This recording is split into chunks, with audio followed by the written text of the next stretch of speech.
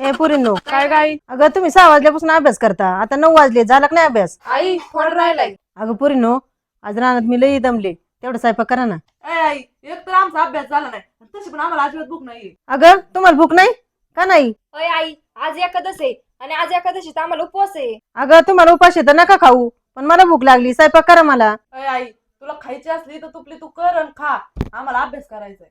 अगं बाई पोरींची लई नाटकं झालीत. बरं करा तुम्ही अभ्यास. हॅलो. दीदी कर आपला अभ्यास. अरे रुपाली मी कोळगाव मध्ये. अहो मग येताना ना हॉटेल मधून आपल्याला डाळ तडका, पनीर, काजू, रोट्या, भात घेऊन या. बस का अजून काय आणायचंय? नाही बस एवढंच आणा. बरं बरं ठेव. दीदी काय ग वैशू? अगं दीदी माझ्या एखाद्या उपास ना सकाळीच मोडलाय.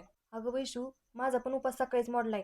मी बिस्किट खाल्लं होतं. अगं दीदी आता हॉटेल मधून लय पदार्थ येणार आहेत, आता आईला म्हणू आपण आम्हाला बी खायची. हा. अय आई, काय ग पोरींनो? अगं आई आमचा उपवास सकाळीच मोडलाय, थोडं जरा जास्त आणायला सांग ना खायला. अगं तुम्ही तर लई उपासवाले झालत्या.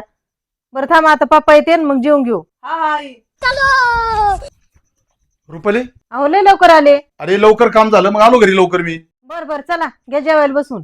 अरे रुपाली येताना मी हॉटेलमध्ये गेलो, तिथून दाल तडका, काजू मसाला, पनीर मसाला, रोट्या आणि जिरा राईस दीदी चल लवकर जेवून घेऊ.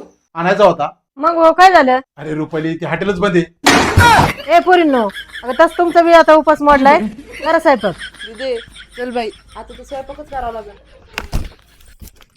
रुपाली कस काय आयडिया केली मग? हो तुम्ही आयडिया भारी केली, पण या पिशवीत काय आणलंय?